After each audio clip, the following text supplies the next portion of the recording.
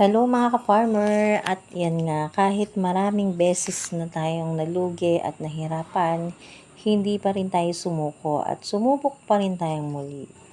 Dahil nga tayo ay ang proud farmer, kailangan natin ipagpatuloy kung ano ang ating mga nasimulan. At tayo nga ang mga magsasaka na malaki ang ambag sa ating lipunan, so talagang tayo ay magsisipag. At yan nga, at nagtutulungan kami ng aking partner Benny, pati sa pagsasabog ng fertilizer. Syempre tutulungan ko siya dahil partners nga kami, di ba? Hindi madali ang maging magsasaka, mahirap at hindi biro. Kailangan talaga ng dedikasyon sa ginagawa at maglalaan ka talaga ng oras, pagod, pagsisikap, tiyaga, lahat ng formula ng taong may pangarap sa buhay at may mga pamilyang binubuhay. Kailangan talaga ng tiyaga, sipag, pananampalataya na ibibigay sa pagsasaka. Ang totoo, marami ng magsasaka ang tumitigil dahil sobrang nalulugi na sila, pagod, nagkakasakit na sila. At lately, nabalita pa nga na ang mga magsasaka karamihan ay mga nagsusuicide dahil baon sila sa utang. Pero kami kahit mapano, kahit nalugi, eto pa rin at patuloy na naniniwalang makakabawi kami. Kaya patuloy pa rin kami.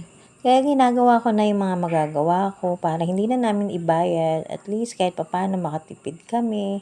Sa pagsasaka, sobrang dami ng pagsubok na kakaharapin tulad lang ng nagmahalang diesel. Maraming salamat na kami ay nagkaroon ng solar water pump. At syempre, dahil malayo ang aming paghihititan ng tubig, ito ay umaga't hapon naming pinagtutulungan na ikabit. Hindi siya pwedeng iwanan dahil nga pwede siyang manakaw at mawala. So, sayang naman, di ba?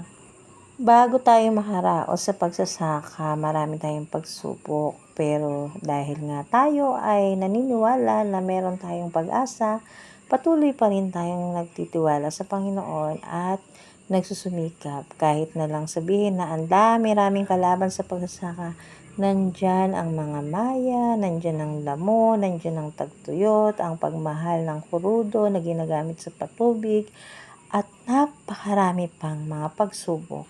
Buong akala ko talaga makakabawi na kami this time. At sobrang saya ko nga dahil maganda naman talaga yung naging uhay ng mga tanim nating palay. Sa bawat ginagawa talaga namin, nilalaan namin ang aming sarili na may sakripisyo kami at pagsisikap na gagawin. Kaya ako, okay na sa akin na araw-araw, umaga't hapon, pag nagpapatubig kami ay dala-dala ko ang kuryenteng ito na isang rolyo dahil hindi nga pwede dahil baka mawala. At syempre, ang aking partner Benny, pinaproteksyon na natin ang kanyang balat dahil kami nga ay nagkakaedad na. Kaya ayan, hindi lang kami basta magsasaka na papabayaan ng sarili, kahit papano kailangan nag-iingat din. Kaya ayan, kitang-kita nyo naman ang aming pagmamalasakita. Hi guys! Dito ako sa bukid ngayon at may pa-harvest kami ng palay. Dahil nga, andyan na daw ang bagyo, kaya mamadaliin na namin to. So kahit napakainit, ito ang super nanay nyo, ang inyong proud farmer, nagpapaka-sipag. Napansin ko lang, parang bakit mas maganda na ako kapag nakatalikod. Totoo yun, naubos na nga ang ganda ko at ayan, nagpapa-harvest na nga kami dahil padating na nga daw ang bagyo. Napakaswerte naman na sa hinaba-haba ng panahon, sa tinagal-tagal ng tag-init, kung kailan malapit na kaming magpa-harvest, ay haya na ang bagyo.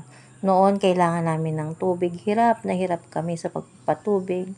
Ngayon, kung hindi na kailangan, saka naman parating. Hay, nako, buhay. Ano ba yan? Nakakaiyak na talaga na magsaka ngayon dahil napakahirap ng pinagdaraanan naming mga magsasaka. Habang kayo dyan ay nagkakagalit sa Senado at sa Kongreso, hindi ko maintindihan kung anong pinaglalaban ninyo. Habang kami rito ay eto, lumalaban ng batas, pero binabagyo pa rin ang pagsubok sa buhay. Pero kahit ganon, patuloy pa rin kami lumalaban ng patas. At sa mga oras nga na yan, kahit papano ay nabawasan ang aming kaba dahil na-harvest na nga ang aming palay at kahit papano ay masaya na. Pero talaga namang ang pagsubok sa buhay ay dumarating sa mga pagkakataon na hindi natin inaasahan. Isipin nyo gaya ng dati, nakasako na, okay na. Pero nung pauwi na kami, ayan na ang ulan, ayan na ang bagyo at nabasa na naman ang aming palay. Kaya malungkot talaga. Pero kahit gano'n, patuloy pa rin kami at talaga namang iningat-ingatan namin ito. Inuwi ng partner Benny ko sa bahay at buo ang kanyang tiwala na ito ay maibibilad sana, pero hindi nga nangyari at iyan, inabutan pa nga ng ulan habang hinahalayhay pa isa-isa. Kaya talagang nakakalungkot na yata magsaka. Ano ba? Tuloy pa ba to o titigil na? Ingat tayong lahat. Maraming salamat sa inyong panonood. God bless. Bye-bye.